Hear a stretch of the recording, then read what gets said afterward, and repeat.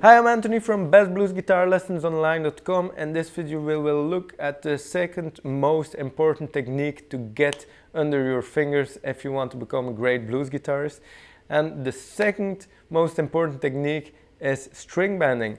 What is the first? Well, we will talk about this later on here in the video, but we will look at string bending technique. And if you want to become a great blues guitarist, this is important. And many people know what it is to bend strings, but they do it in the wrong way and they don't have the details down. And a great way to check if you have the details down of string bending, if you have mastered the technique, let's say, then you need to check what we're about to do here. And you can follow along with the examples in the tablature below the video. So this is a great checkup for your string bending technique, and as you will see below, we will bend all of the notes out of the C major scale on one string, and we're using for this example the G string. So the notes are G, A, B, C, D, E, F and G. So if we want to bend the notes, we have to be able to bend up to the correct pitch. As you might know, we need a target note pitch. We need to match the note of the target we're going after if we're wanting to have this bending correctly done. If you don't do the bendings correctly, then most of the time they will sound a bit off and it will sound awkward. So instead of having like a professional sound, you will still sound amateurish. So you need to look at one point or another in your guitar playing to this very important aspect of lead guitar playing.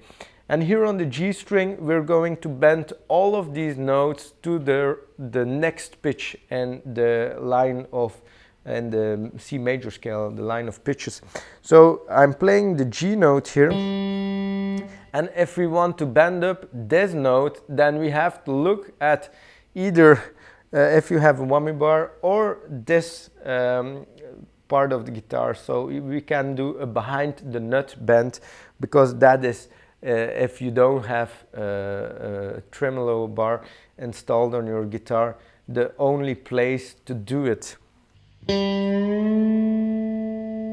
And now you can hear that I'm bending up this open G string, this loose G string, towards the A note. So I'm going from the G note a whole step higher to the A note.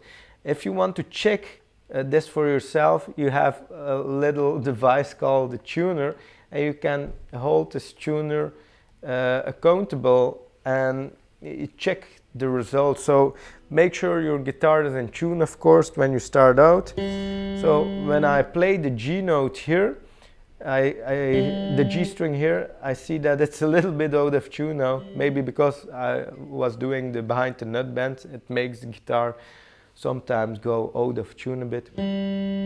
So I make sure that the string is tuned correctly, and then when I'm starting, I see G note. When I'm pressing down on the behind the nut bend, here I can see that the pitch height goes up, and it should go exactly to the A note. Alright, the same thing with the next note in line, which is the A note. I'm gonna bend it to the next note in the order, to the B note, that is. And there are two things you should master to master the bends. You should master the bends on ear and also on technique, on muscle memory. So if you do it by ear, you are on your way to mastering the bends. And for example, if I don't look at the tuner right now, I can use my ear to determine if I'm just moving right up to the B note. And this is fine, but we should also be able to do it by technique, and I will show you a great exercise to bend up the string without even hearing it, because if it's a really fast bend you're doing, then you should be able to do it instantly, because you can't hear fast enough to correct it in real time. And on to the next notes here in line, we have the B to the C note, C to the D, and then the next notes. And also pay attention always if you're bending up the E or the B note that we are having a half step bend. On the other notes we should play a full bend. And then we can play along. This is a great exercise if you are able to play all the notes of the C major scale with string bends. You're on your way to mastering the string bend.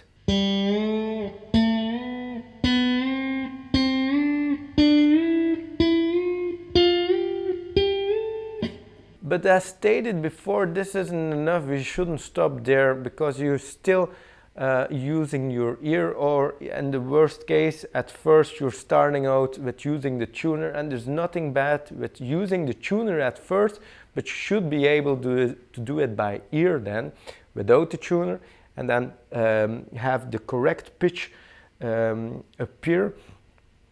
And then you should also, as stated before, do it on technique, and you should have it ingrained in your muscles and use the muscle memory so you can bend up the string and just know that it's right there. And here's a great exercise to double check if you can do it as well as on muscle memory than you can on ear. And we're gonna play the same notes out of the C major scale, but this time we're using pre-bend technique. And I'm gonna show it, for example, here on the D note, 7th fret on the G string. If I want to do a pre-bend, a full bend to the E note, I should be able to bend up the string and then hit the string here with my pick, and then the correct pitch should appear.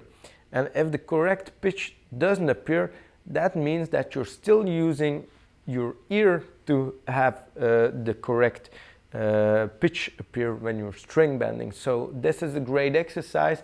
I will play it all the way through. I will play all the notes of the C major scale. You can follow along with the tablature here below with pre-bend techniques.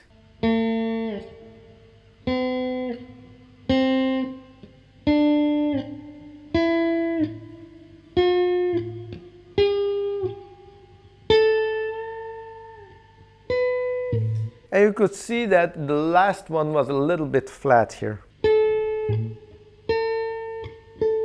instead of this. So these are great exercises to go through. Let me know in the comments below what you think of it.